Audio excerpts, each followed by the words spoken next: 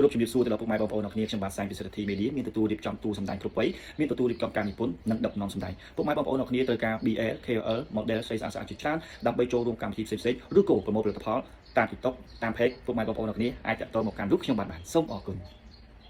សូមគោរពជំរាបសួរពុកម៉ែបងប្អូនអ្នកគ្នាបាទនេះគឺជាសកម្មភាពក្រៅឆាកដែលខ្ញុំបាទបានដឹកនាំតារាសម្ដែងតួឯកស្រីនិងតួរងស្រី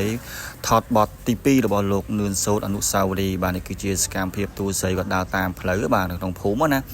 បាទអូស្អាតណាស់សស្អាតណាស់កញ្ញាទាំងពីរនេះបាទហើយនេះមកជួបក្រុមលោក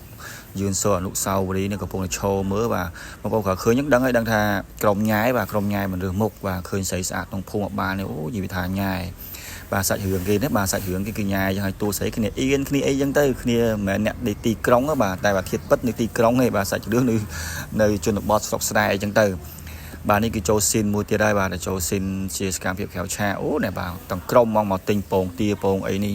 ញ៉ាយតួញ៉ាយអីនេះអត់ណែញ៉ាយអ្នកភូមិបាទបាទហើយនេះគឺជាបទចម្រៀងចូលឆ្នាំបាទបទចម្រៀងចូលឆ្នាំញាក់ដែរបងប្អូនបាទតាក់ទងនឹងពងទាហើយនេះតួស្រីទម្លាក់ទៅបៃពងទាខ្ទេចខ្ទីអស់លេងហើយ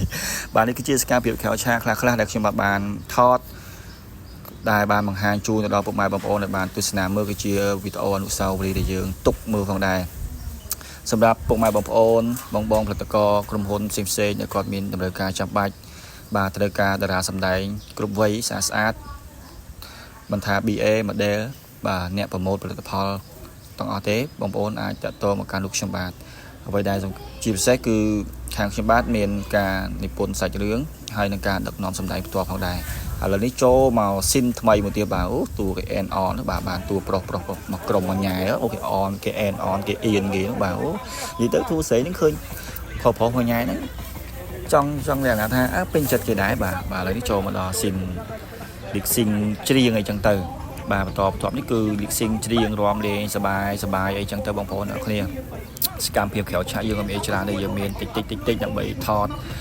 កាត់ជូនពុកម៉ែបងប្អូនឲ្យបានទស្សនាតែក្រៅឆាកផ្សេងពេលតែកាត់ទី MV ទៅផ្សេងចឹងទៅអូនេះបាទកលែងជកេះដល់តួយើងបាទរាំចឹងបាទបត់ណានិយាយទៅបត់នេះគឺយើងរាំចឹងបងប្អូនអ្នកគ្នាសប្បាយបាទ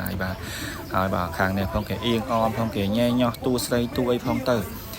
បាទយើងថតនេះគឺយើងថតនៅជាយក្រុងបងប្អូនអ្នកគ្នាបាទនៅក្នុងភូមិចូលទៅជ្រៅដែរបាទហើយនេះគឺជា